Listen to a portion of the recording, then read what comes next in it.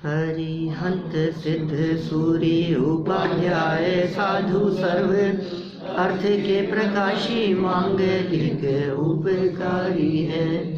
तिनको स्वरूप जाने रागते वही जो भक्ति काय को नमाए स्तुति को ऊंचाई है। धन्य धन्य दिन से काज सब आज भरे कर जोड़े बारे बारे वंदना हमारी है। मंगल कल्याण सुख ऐसो हम चाहते हैं। ओ मेरी ऐसी दशा जैसी तुम्हारी है। ओ मेरी ऐसी दशा जैसी तुम्हारी है। ओ मेरी ऐसी दशा जैसी तुम्हारी है। क्षत्र चूड़ामणि नामक इस ग्रंथ के आधार से जो चर्चा चल रही थी उसमें कल ये बतलाया कि देखो पाप कर्म का उदय आते आते कैसे पुण्य का उदय आ जाता है। परिस्थिति एकदम किस प्रकार बदल जाती है। उदय बदलने में देर नहीं लगती, क्षण मात्र में उदय बदल जाता है। हमें लगता है ये परिस्थिति कैसे बदल गई। थोड़ा खिंचना है माने हमें ऐसा लगता है कि ये एकदम कैसे बदल गई ये परिस्थिति। लेकिन सच्चाई यह है कि उदय बदल गया। हम परिस्थितियों को बदलने के चक्कर में फेर फार में उलझे रहते हैं, लेकिन वे परिस्थितियाँ उदय के अनुसार बदलती है, हमारे अनुसार नहीं बदलती है। कैसे बदलेगी वे परिस्थितियाँ। माने उन परिस्थितियों पर हमारा कंट्रोल नहीं चलता है, उन परिस्थितियों के ऊपर कर्म के उदय का कंट्रोल चलता है। निमित्त नैमित्तिक संबंध है ऐसा समझना। कंट्रोल चलता है का मतलब वो करेगा कर्म का उदय, उसके निमित्त अनुसार बनेगी परिस्थिति, हमारे संकल्प विकल्पों के अनुसार नहीं होगी। इसीलिए ज्ञानी जीव जिनमें अपनी चलती नहीं है उनमें अपना उपयोग लगाकर समय बर्बाद नहीं करते, हर्ष और विषाद नहीं करते। लेकिन देखिए सहज ही यदि किसी की भला करने की भावना होती है तो भलाई करते भी, और किए हुए के उपकार को सज्जन पुरुष कभी भूलते नहीं है। जीवंदर कुमार ने नमोकार मंत्र सुनाकर कुत्ते की पर्याय वाले जीव को देवगति में भेज दिया। भेजा तो क्या, अपनी योग्यता से गया, लेकिन उसमें निमित्त बने जीवंदर कुमार। और जो यक्ष थे उस यक्ष को ऐसा उपकार भाव जागृत हुआ तो चंद्रोदय पर्वत के ऊपर ले गया जीवंदर कुमार को और वहां ले जाकर के अभिषेक किया। किसके? क्षीर सागर के जल से। कैसा उदय बदल गया है। और न केवल अभिषेक किया, उसे 3 मंत्र भी दिए। एक मंत्र ऐसा जो जिसको पढ़ते ही रूप बदल ले, इतना गजब है मंत्र, रूप बदल ले वे। मैंने आप यहाँ बैठे हो और कोई रूप बदल करके आए और कबूतर बन के आकर के बैठ जाए और सुनता रहे और आपको पता भी नहीं लगे। ऐसा होता था ना राम और रावण के युद्ध के बीच में। रावण के बहुत सारे योद्धा जो रूप बदलना जानते थे वो राम के खेमे में आ जाते थे युद्ध के बीच में। कभी कबूतर का वेश बना करके, कभी कुछ ऐसा रूप बना करके, रूप बदल करके वहाँ आकर के खड़े हो जाते थे और चुपचाप उनकी रणनीति जानते रहते थे, सुनते रहते थे। कितना गजब है। अपने को भी ऐसा रूप बदलने का अवसर मिल जाए, ऐसा मंत्र मिल जाए तो कितना अच्छा लगे। क्यों साहब ढोलिया जी साहब? पूरी हेराफेरी करें लोग हैं, पूरी हेराफेरी करें, पूरी हेराफेरी करें। मतलब रूप बदलते ही इनको हेराफेरी दिख रही है। आज का जमाना है रूप बदल करके। मैं तो बात कर रहा हूँ प्रवचन सुनने आने की। मैं तो ये कह रहा हूँ कि कबूतर का रूप बना ले वे और उड़ करके कहीं से भी सुनने के लिए आ जाए और ये कह रहे हैं हेरा फेरी करे। बड़ा चक्कर है। कोई नहीं आएगा आज के जमाने में, ये जो इंसान ही नहीं आ रहा तो कबूतर कहाँ से आएगा? हम तो अपनी सोच की बात करते हैं? काश ऐसी अवस्था अपनी हो जाए तो उड़ करके शिखर जी चले जाएं, वहाँ जा करके वंदना कर आए। ऐसा हो सकता है ना, इस तरह की अच्छे काम भी हो सकते हैं। जो ज्ञानी आदमी कर सकते हैं ये तो काम। जगत में अच्छे लोग भी हैं और बुरे लोग भी हैं, सब तरह के लोग दुनिया में हैं। तो पहला मंत्र तो ये दिया कि आप मंत्र बोलते ही आपका रूप बदल जाएगा, जो चाहो जो हो जाएगा। जो चाहो जो हो जाएगा, जैसा रूप बदलना चाहोगे। दूसरा मंत्र दिया कि आप ऐसा गाना गाएंगे कि उस गाना आपके मुख से निकलने पर सामने वाला मंत्र मुग्ध हो जाएगा और आपके वश में हो जाएगा। ऐसा गाना, गाने की सामर्थ्य ये मंत्र के प्रभाव से। आप कोई गायक हो हम ये नहीं कह रहे, लेकिन ऐसा मंत्र जैसे ही आपने स्मरण किया, मंत्रोच्चारण होते ही वो ऐसा गाना गाने की सामर्थ्य। 2 नंबर 3, यदि किसी भी तरह का कोई जहर किसी के चढ़ गया हो तो आपके मंत्र बोलते ही उसका जहर उतर जाएगा। ऐसी घटनाएं घट जाती है। मैंने बताई थी कि आपको पार्श्वनाथ भगवान की टोंक की बात नहीं बताई थी? पहले बताई थी एक बार। पहले बताई थी। अभी हम जब थे शिखर जी, साल 2 साल पर 2-1 साल पुरानी बात होगी, कब था हमारा कार्यक्रम वहाँ। तो पहाड़ से हम तो उतर करके आ गए, हमारे पीछे से जो साथी आए उन्होंने बतलाई घटना कि ऊपर एक 20-22 साल का लड़का था और पहाड़ पर उसको सांप काट गया। उसको सांप काट गया तो फिर क्या हुआ? बोले जैसे ही सांप काटा तो कई लोग ऐसे थे जिन्होंने कहा कि ये तो पार्श्वनाथ भगवान का चिन्ह है सांप, इसको तो पार्श्वनाथ भगवान की टोक पे ले जाओ। उसको नीचे नहीं लाए, डॉक्टर को नहीं दिखाया, उसको पार्श्वनाथ भगवान की टोक पर ले गए। तो फिर क्या हुआ कि जहां से पार्श्वनाथ ही चले गए ऊपर, वहां से वो कैसे नीचे बच सकता था? वो भी ऊपर चला गया। बचाया नहीं पार्श्वनाथ भगवान ने, तो बचाएंगे। आयु पूरी होने का काल आ गया था। आप गलत उपचार करो और गलत उपचार करके सोचो योग्य काम हो जाएगा, वो कैसे हो जाएगा? भगवान भरोसे पड़ा रहा, भगवान कर देंगे भला, कैसे कर देंगे? कर्म जैसे आपके हैं उनका वैसा ही तो फल मिलेगा। भगवान क्या भला करेंगे? भगवान नहीं कर सकते। हाँ, निस्वार्थ भाव से जो जीव भगवान की भक्ति करते हैं, आराधना करते हैं, भगवान के गुणों का स्मरण करते हैं, पुण्य बंधता है सहज उस जाति का, जैसा योग्य कार्य होने होते हैं सो होते हैं। लेकिन हमारे यहाँ भगवान हाथ पे हाथ धर के बैठते हैं, वे करता नहीं होते किसी के, वे किसी का भला भी नहीं करते और किसी का बुरा भी नहीं करते। भला हो जाता है। दुनिया के सारे जैन मंदिरों को छोड़कर किसी दूसरे मंदिर में चले जाओ जो मंदिर कहलाते हैं, उनमें सब में भगवान जैन साहब ऐसे मिलेंगे, सारे भगवान। हनुमान जी हो, गणेश जी हो, रामचंद्र जी हो, महादेव जी हो, कोई भी हो, सब कैसे मिलेंगे? आशीर्वाद देते हुए। किसी जैन मंदिर में दिखाओ, सोचा कभी आपने ऐसा?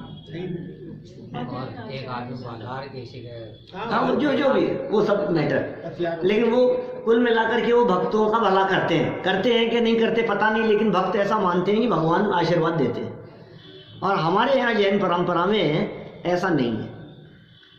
तो यहाँ ये कह रहे हैं मंत्र बोलते ही जहर उतर जाए, ऐसा तो संभव है, लेकिन भगवान की कृपा से जहर उतर जाए ऐसा नहीं हो सकता। भगवान कुछ भला कर देवे ऐसा नहीं हो सकता। तो साहब भगवान के पास आएगा क्यों फिर व्यक्ति? यदि आप इस प्रकार की बातें करोगे तो फिर कोई आएगा नहीं भगवान के पास में कि सुनो हमारे यहाँ जैन परंपरा का मार्ग भगवान के पास भिखारी बन के आने का नहीं है, भगवान के बताए हुए मार्ग को समझकर उन जैसा बनने का है। ये जैन दर्शन में हर व्यक्ति पंच परमेष्ठियों में शामिल हो सकता है।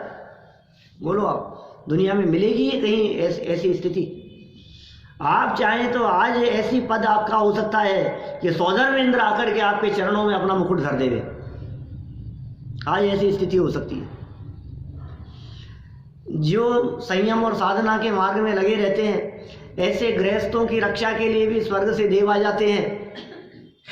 तो जो वास्तव में संयम जिन्होंने अंगीकार किया, महाव्रत जिन्होंने अंगीकार किए, जिन्होंने गृहस्थ दशा त्याग कर मुनिपद अंगीकार किया, उनके चरणों में स्वर्ग के देव आकर के मुकुट धरें तो कौन से आश्चर्य की बात है। वो जगत पूज्य हो जाते हैं। ये 5 पद अरिहंत सिद्ध आचार्य उपाध्याय और साधु, ये जगत पूज्य पद हैं। आपके प्रधानमंत्री को कोई नहीं पूछे, दूसरे देश का नागरिक तो होगा, हमें क्या करना है। और यहाँ तो जो अपने पंच परमेष्ठी हैं, इनको अधोलोक के भी, मध्यलोक के भी और ऊर्ध्वलोक के भी, वो सब उनके चरणों में झुकते हैं। ऐसी अवस्था की प्राप्ति हो जाए, ये ऐसा दर्शन हमें मिल गया है, तो भाई मंत्र के प्रभाव से विष उतर जाए, ये तो निमित्त नैमित्तिक संबंध है, भगवान की कृपा से नहीं होता। चलो, ये 3 विशेष मंत्र उन्हें प्रदान किए। अब यक्ष जो कि भविष्यवेत्ता भी होते हैं, जो कि अवधि ज्ञान के धारी होते हैं, न केवल यक्ष, सारे ही देवगति के जी, जितने भी देव होंगे, साधारण से साधारण भी यदि देव होगा तो यहाँ से मरकर देवगति में जाते ही उसके अवधि ज्ञान हो जाएगा, पास्ट फ्यूचर की जानने लगेगा, जान सकता है। इतनी सामर्थ्य प्रत्येक देव ने होती है। भव प्रत्यय नाम का अवधि ज्ञान शास्त्रों में कहा है ना, भव प्रत्यय अधिर देवना कर्णम। भव प्रत्यय नाम का अवधि ज्ञान देवों और नारकियों में भी और देवगति में भी, और बहुत आसान है। हमने जितनी बार मनुष्य पर्याय प्राप्त की, उससे असंख्यात गुना ज्यादा बार देव पर्याय प्राप्त करके अवधि ज्ञान लिया। कल परसों ही हमारी घर पे चर्चा चल रही थी पिताजी से, ये अवधि ज्ञान हो जाए, लोगों को महिमा आती है, हमें बताओ उस अवधि ज्ञान का करोगे क्या।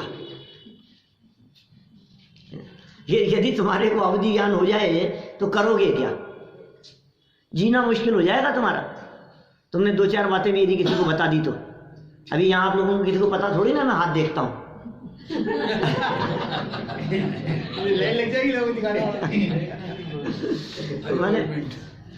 मैंने यदि थोड़ा सा पता लग जाए कि ये भविष्य के बारे में कुछ बता सकते हैं तो पूछने वालों की लाइन लग जाती है। अपना काम कब करोगे, जहाँ खड़े हो जाओ। और फिर ऐसी दशा, आपने 2-4 बातें कह दी और वो 100% सत्य निकल गई तो फिर क्या होगा, आप कल्पना भी नहीं कर सकते कैसी स्थिति होगी। श्रीमद राजचंद्र जी शतावधानी थे, बंद कर दिया उन्होंने। चमत्कार दिखाया करते थे कम उम्र में ही, ऐसी सामर्थ्य थी उनके पास में, बंद कर दिया उन्होंने। क्योंकि ये क्या नाटक लगा लिया हमने। इस नाटक के चक्कर में दुनिया का भी और भला क्या होगा, उसे बदला तो जा सकता नहीं है, जाना जा सकता है। अब मैं यदि ये बात कह दूं कि 3 दिन बाद में मौसम ऐसा होने वाला है, तो आप बदल सकते हो क्या उसको? नहीं बदल सकते। वो जो मौसम जैसा होगा उसको कौन बदले, जो जैसा होना है बदल सकते नहीं हो। तो आप जान के क्या करोगे, पर को जान करके क्या भला होगा, दुनिया को जान करके क्या हित होगा, और क्या बताना और क्या जानना, ये अवधि ज्ञान आत्मा को जानने में तो उपयोगी होता नहीं है। ये अवधि ज्ञान से केवल ज्ञान तो होता नहीं है, इस अवधि ज्ञान से सम्यक दर्शन तो होता नहीं है। ये अवधि ज्ञान आत्मा अनुभव, आत्मानुभूति में तो निमित्त बनता नहीं है। इस अवधि ज्ञान से अतीन्द्रिय आनंद की प्राप्ति हो, ऐसा तो होगा नहीं। तो फिर क्या करेगा तू उस अवधि ज्ञान का? महिमा तो आती है हमारे को बहुत, अवधि ज्ञान अवधि ज्ञान अवधि ज्ञान, बहुत महिमा आती है हमारे को। अरे साहब क्या जब अवधि ज्ञान हो गया, सब तो हो गया, तो क्या हो गया, अवधि ज्ञान हो गया तो उससे तू कुछ कर नहीं पाएगा। उस अवधि ज्ञान से जानने के अलावा तू और कुछ कर नहीं पाएगा, इसलिए बेकार है वो, तू कुछ कर नहीं सकता है। हम आपको ये कह दे रहे हैं कि साहब आप चाहो तो आपको मैं करोड़ों रुपया की व्यवस्था करवा सकता हूं आधी रात को। आप कहो तो आपके नाम अरबों खरबों की संपत्ति कर दूं मैं, लेकिन एक शर्त है उसमें कि वो संपत्ति प्राप्त करने के बाद आप उसका उपयोग नहीं कर सकते। हैं? ये कैसी बात कर रहे हो? तो मैं क्या करूँगा फिर उसका? जब मैं उसका उपयोग नहीं कर सकता, जब वो मेरे किसी काम नहीं आए, तो फिर क्या मतलब है? ऐसे अवधि ज्ञान का स्वरूप है। देखिए, खैर भविष्य को जानने वाले यक्ष माने स्वर्ग के देव, वे भविष्य के बारे में कथन कर रहे हैं। यक्षेंद्र द्वारा जीवंधर कुमार का भविष्य कथन। एक हायन मात्रेण धुरीराज्ञां प्रवीक्ष्यसि मोक्षस्यैव पवित्रत्वं पश्चादिति सुब्रवीत। हे पवित्र आत्मन, तुम 1 वर्ष में राजाओं के प्रधान पद पर प्रवेश करोगे। घोषणा कर रहा है 1 साल के अंदर अंदर ऐसा होगा कि आप राजाओं के अधिष्ठाता, राजाओं में प्रमुख ऐसे पद को आप सुशोभित करोगे। 1 साल के अंदर अंदर आपकी ऐसी परिस्थिति बदल जाएगी। ये देखो, ये तो खैर मोक्षगामी जीव थे, पुण्यशाली जीव थे, पुण्यात्मा थे, धर्मात्मा थे, इनके भविष्य तो अच्छा होना ही है। लेकिन जगत में जितने ज्योतिषी दिखाई देते हैं, प्रथम तो वे आपका भविष्य जानते नहीं हैं। 90% बातें तो वे अंदाजे से ऐसी कहते हैं जो बातें आपकी सुनते हैं उस बात के आधार पर। जब आप वहाँ जाकर के अपनी जन्मपत्री सामने रखते हैं तो पहले तो वो पूछता है, अब बताओ। अपन नहीं, अपने से नहीं, खुद नहीं बताते, वो तुमसे पूछेंगे, अच्छा अब बताओ क्या क्या बात है।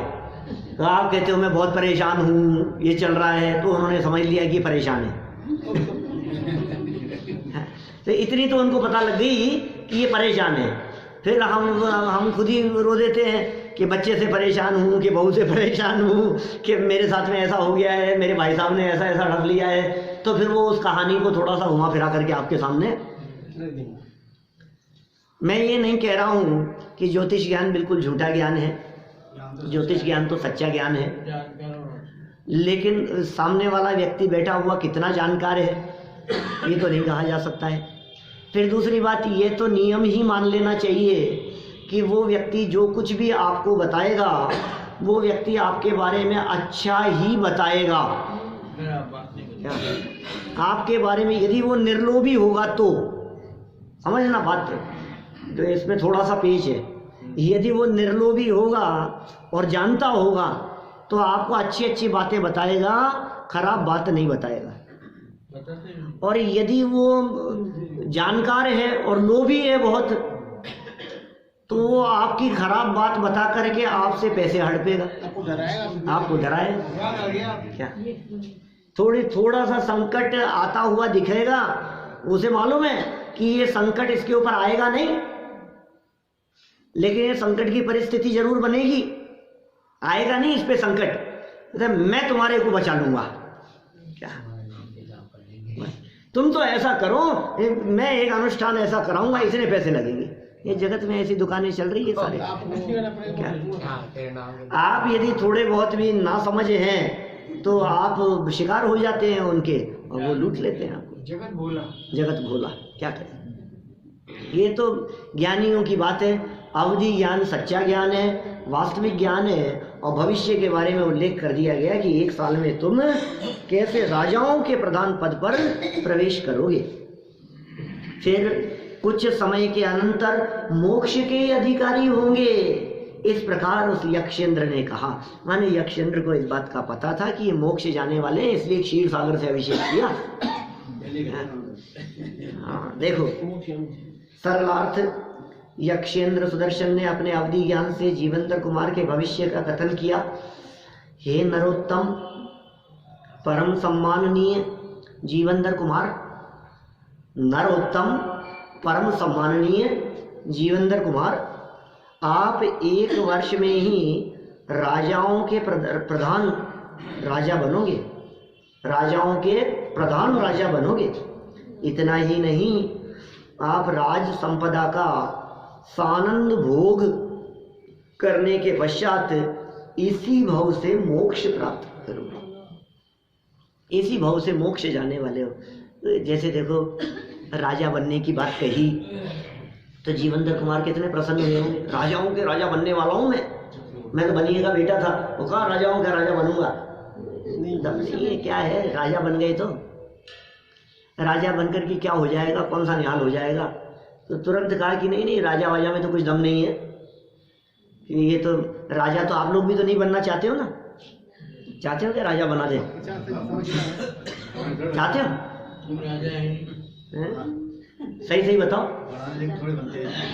यदि आप ये कह रहे हो कि नहीं चाहते हैं क्या, और आप ये कह रहे हो कि चाहते हैं, तो मैं ये कह रहा हूँ एक बार वो भूधरदास जी की पंक्तियाँ जो आप बोलते हो उनको गहराई से देख लो। आप बोलते तो ये हो भगवान के सामने खड़े होकर के, क्या बोलते हो, जाचू नहीं सुरवास पुनि नर राज परिजन साथ जी, क्या क्या कहा, जाचू सभी न, जाचू नहीं,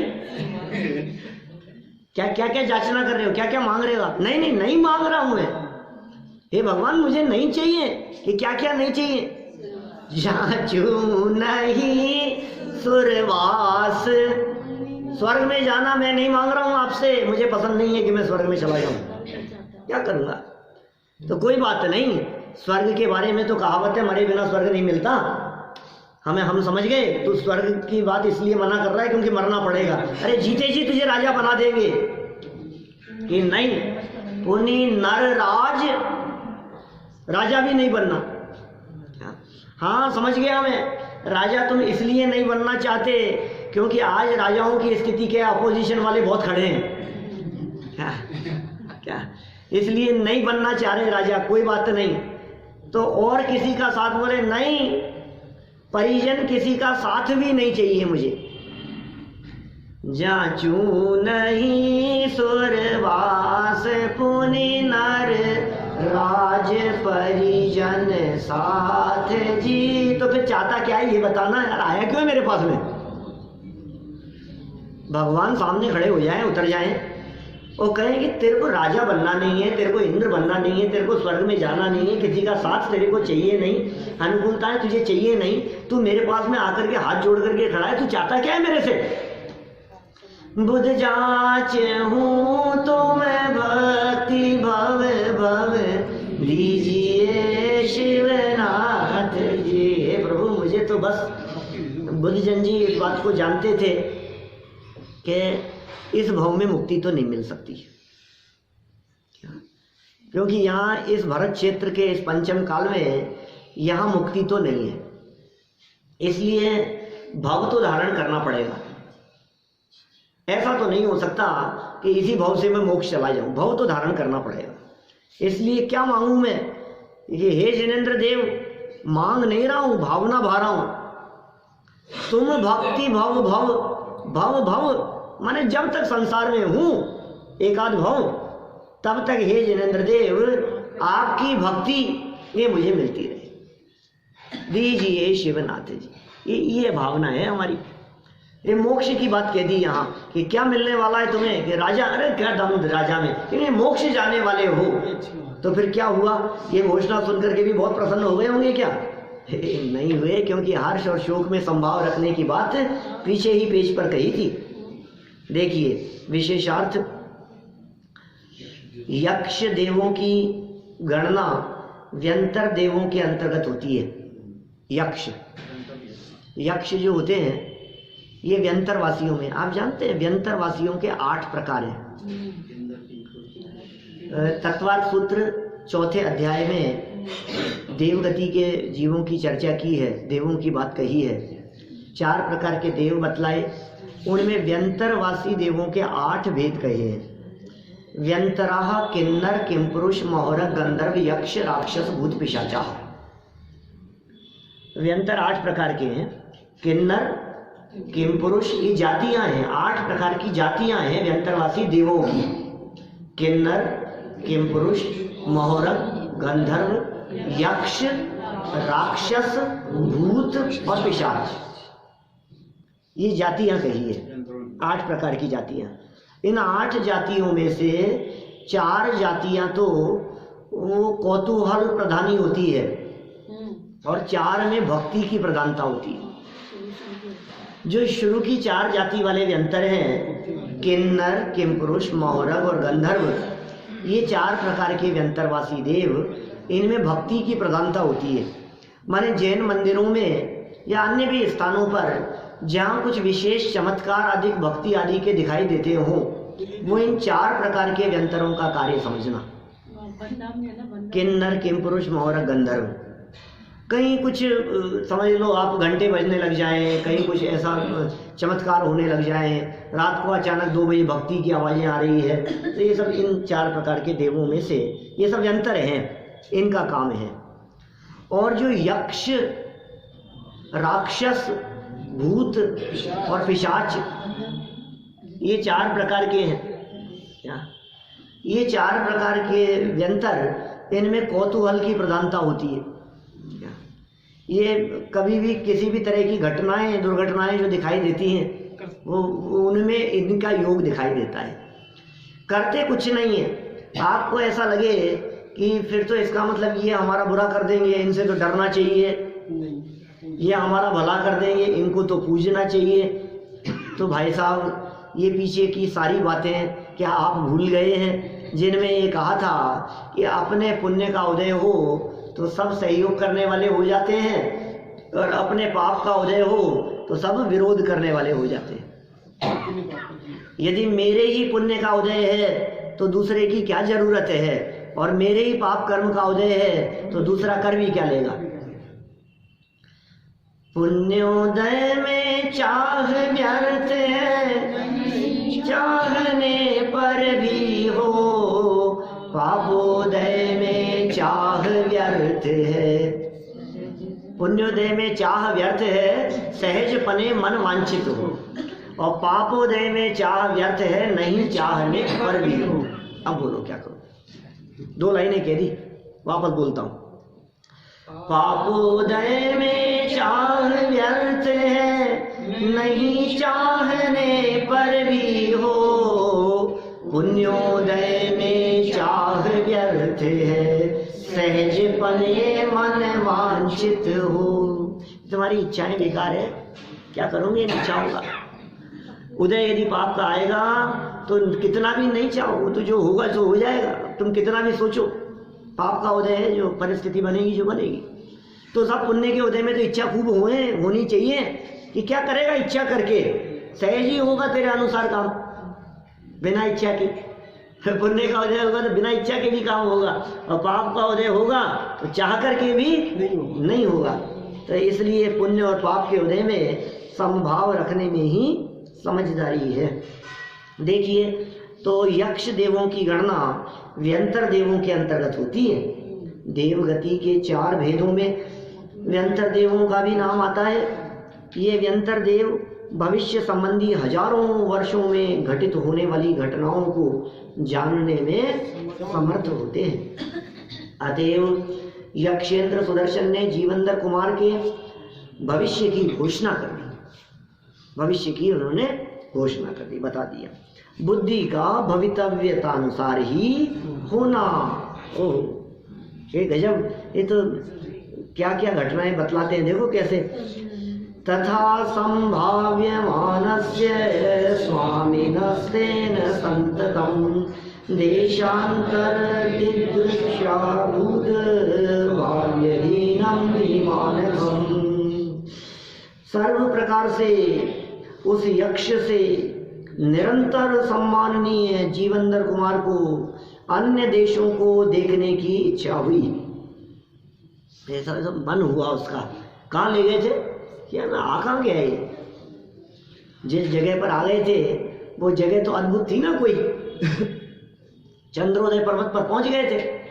चंद्रोदय पर्वत का मतलब समझे आप हैं? जो यहाँ कहा था ना चंद्रोदय नाम का पर्वत, ये चंद्रोदय पर्वत क्या है, ये कौन से पर्वत का है? चंद्रोदय पर्वत का है। डायरीप में देखा आपने कहीं? कहीं चंद्रोदय पर्वत कहीं दिखा आपको? कौन से पर्वत का नाम है?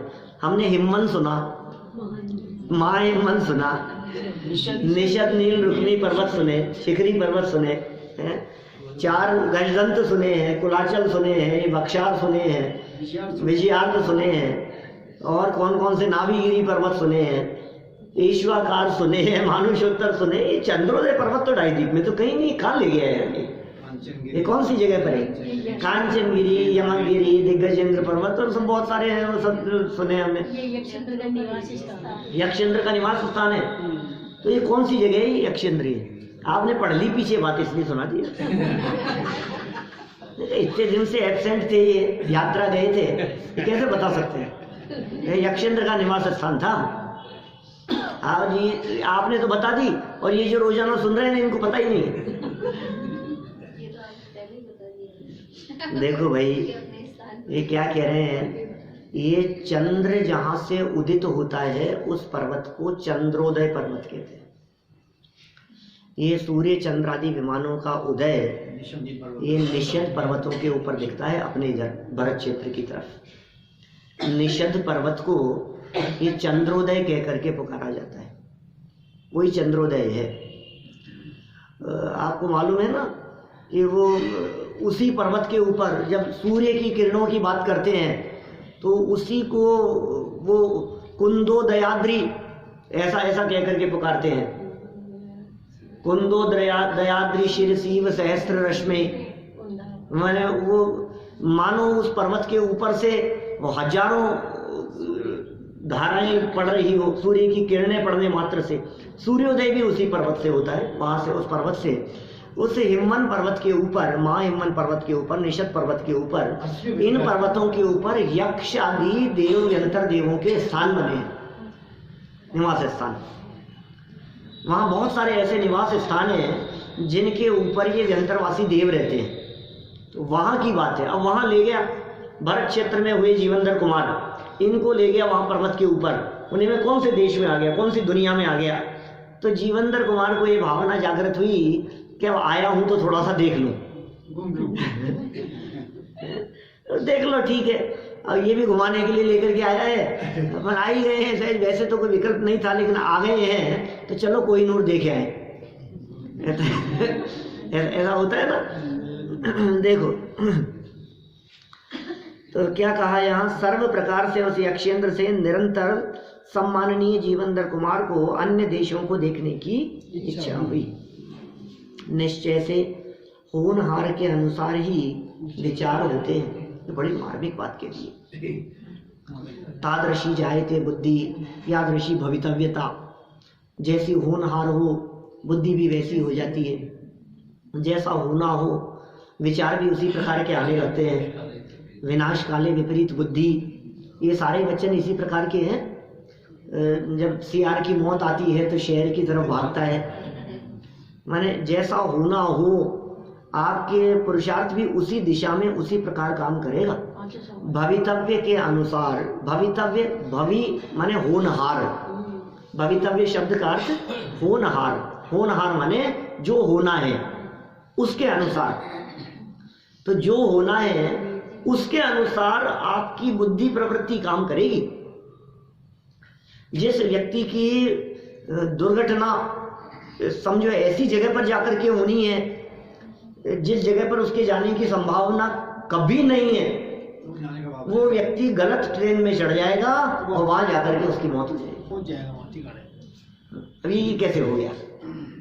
इसका मतलब ये है कि उसकी होनहार जो थी ना, उसका पुरुषार्थ, उसकी मेहनत, उसकी भागदौड़ उसी हिसाब से होगी, उसी तरफ उसका पुरुषार्थ चलता है। भवितव्य के अनुसार ही ये यहाँ आने वाले लोगों की होनहार बहुत अच्छी है, इसलिए यहाँ आकर के सुनने का विचार आता है। जो सुनने का विचार भी नहीं है, महीनों तक, सालों तक आप किसी को कहते रहो सुनने के लिए चलना, सुनने के लिए चलना, सुनने के लिए चलना, कि जब तक समय अच्छा नहीं आएगा ना, कोई विचार करेगा चलो किसी के कहने से क्या होगा बताओ? कोई कितना भी कहता रहे उससे कुछ होने वाला नहीं है। लेकिन जिस दिन होनहार भली होगी, वो भवितव्यता पकेगी, उस दिन आपके कदम भी इधर बढ़ेंगे, और जिसकी होनहार खोटी होगी उसके कदम भी यहाँ से फिरेंगे। ये क्या करें? होनहार के अनुसार पुरुषार्थ काम करता है। ये कह रहा है कि नहीं नहीं मैं इतना करता, अरे तू क्या करता है तुझे पता नहीं है, ये जो होनहार तुझसे क्या करा रही है। कुर्यात सा भवितव्य तागतवती तत्त्र यद्रोचते। ये पद्मनंदी पंचविंशति का में कहते हैं आचार्य पद्मनंदी, ये भवितव्यता की सामर्थ्य तुम्हें पता नहीं है, तुम्हारा सारा पुरुषार्थ उस तरफ घूम जाता है। रावण जैसा बुद्धिमान आदमी कहाँ सीता के चक्कर में उलझ गया, तो सीता ने थोड़ी ना उलझाया उसको,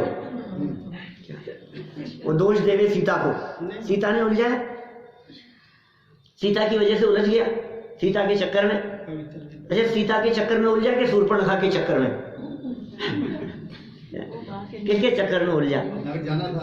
तो होनहार खोटी थी उसकी, इतना बुद्धिमान इतना बड़ा विद्वान, लेकिन बस समझ लीजिए उसको तो नरक आयु बन गई थी, नरक जाना नक्की हो गया था। तो ये सारे बनाव इस तरह के ही बनने थे, उल्टी उल्टी बातें सूझती है, विचार भी उसी तरह के आते हैं, भवितव्यता के अनुसार ही विचार आते हैं। ये बात यहाँ आचार्य देव कह रहे हैं, निश्चय से, नीतिकार कह रहे हैं निश्चय से होनहार के अनुसार ही विचार होते हैं।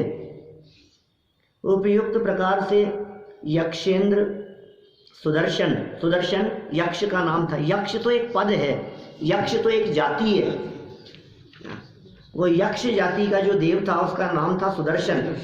अत्यंत आनंद पूर्वक जीवंदर कुमार का, आदर पूर्वक जीवंदर कुमार का सतत सम्मान कर ही रहे हैं, फिर भी जीवंदर कुमार को अन्य अन्य देश देखने और तीर्थ यात्रा करने की इच्छा उत्पन्न हुई, क्योंकि बुद्धि भवितव्यतानुसार ही होती है। तीर्थ यात्रा की इच्छा हुई, घूमने की इच्छा हुई, यहाँ आए तो चलो यहाँ के भी दर्शन कर ले। ऐसा होता है ना, अपन किसी जगह पर गए कि यहाँ मंदिर अंदर है तो हम जाएंगे, का मंदिर तो देखने चलेंगे, दर्शन तो करना है हमारे को यहाँ आए तो ऐसा विशेषार्थ। यक्षेंद्र सुदर्शन की यही भावना थी कि जीवंदर कुमार चंद्रोदय पर्वत पर सदैव निवास करे। अब उसकी तो ये इच्छा थी कि यार ये मेरे घर आए हैं, यही रहे, इतना पुण्यशाली जीव हमारे यहाँ आ गया है, अभी वहाँ जाके क्या करेंगे उनके बीच में, उन दुष्टों के बीच में, यही रोक लो इनको। उनका किसी भी प्रकार से मन खिन्न न होने पाए, अतः उसने उनकी सेवा शुश्रूषा और सम्मान में किसी प्रकार की कोई कमी नहीं आने दी। किंतु जीवंदर कुमार की इच्छा अन्य देशों को देखने और तीर्थ यात्रा करने की हुई। इसका कारण कोई व्यवस्था की कमी नहीं, अपितु भवितव्य है। यक्ष के पास में क्या कमी है? देवों की सामर्थ्य आपको पता नहीं है, बहुत सामर्थ्य होती है, वो सब बाह्य सामर्थ्य, पुण्य की सामर्थ्य है, बाह्य रिद्धियां भी होती है। अरे जो व्यक्ति किसी दूसरे को मंत्र दे करके रिद्धियां दे सकता है, उसके पास में स्वयं के पास में कितनी रिद्धियां होगी, माने बहुत शक्तियां और रिद्धियां उनके पास में होती है। तो उसने बहुत व्यवस्थाएं की, बहुत सुंदर, उनके मान सम्मान में किसी प्रकार की कोई कमी नहीं रखी। फिर भी इतना होते हुए भी मैं ऐसा कह सकता हूं कि वो मान सम्मान जीवंदर कुमार को रोकने और बांधने में समर्थ नहीं हो सके, या जीवंदर कुमार को प्रभावित करने में समर्थ नहीं हो सके। ज्ञानी हमेशा अपमान हो चाहे सम्मान हो, दोनों ही परिस्थितियों में समता भाव रखते हैं, सहज रहते हैं दोनों परिस्थितियों में। वो उन्हें आकर्षित करने में, बांधने में समर्थ नहीं होती, प्रभावित करने में समर्थ नहीं होती। तो कोई व्यवस्था की कमी के कारण उनको लगाओ कि यार अब तो जाएंगे, ऐसा होता है ना, यार अब तो बहुत दिन हो गए, अब तो घर की याद आ रही है। क्यों भैया, आने लग जाती है घर की याद, तो आ जाते हो वापस, फिर बना लोगे कहीं का प्रोग्राम, फिर चल दोगे कहीं, और फिर वहीं बच जाओ, कितनी अच्छी, आप तो बहुत तारीफ कर रहे थे यार, क्या गजब जगह है, तो फिर आ क्यों गए आप वहां से वापस? इतनी गजब जगह थी तो रुके क्यों नहीं रहे? घर तो घर ही है। नहीं, घर तो घर ही है। क्यों? क्योंकि वहां हमारे को याद आने लग जाती है, घर की याद आती है। इसका मतलब ये कि वहां मन लगना कम हो गया। तो ऐसे ही वहां यक्ष के यहाँ जीवंदर कुमार का मन कम लग रहा था, क्योंकि व्यवस्थाएं नहीं थी। ऐसा मत समझ लेना, व्यवस्थाएं तो यहाँ तो बनिए का बेटा था, यहाँ तो था क्या थी इसके पास में, अभी तक तो कुछ नहीं है। व्यवस्थाएं तो वहां बहुत सुंदर थी, लेकिन फिर भी ऐसी ही होनहार थी, भवितव्य इसी प्रकार का था कि वो इस पुण्य के ठाठ में आकर्षित नहीं हुए, और वो तो साक्षात जिनेंद्र देव के दर्शन करना चाहते थे और तीर्थ वंदना का लाभ लेना चाहते थे। देखिए, जीवेंद्र कुमार को तीर्थ यात्रा का पुण्य लाभ मिलना था तथा अनेक युवतियों से विवाह होना था। अभी होना रही है। इस भवितव्य के अनुसार ही जीवेंद्र कुमार की बुद्धि, भावना और विचार होना स्वाभाविक ही है। माने ये सब होना है, लेकिन ये सब कितनी देर बाद में होना है ये हम नहीं जानते। ये जब भी होगा तो हम आगे जब पढ़ेंगे तो इस प्रकरण को आगे बढ़ाएंगे। लेकिन इतना निश्चित है कि बिना कारण किसी का गमन कहीं नहीं होता। हमारा भी यदि कहीं से कहीं गमन होता है, किसी क्षेत्र पर गमन होता है, तो कोई ना कोई तो उसमें हेतु होते हैं, कुछ निमित्त होते हैं, कुछ कारण होते हैं, फिर परिस्थितियां भवितव्यतानुसार बनती है।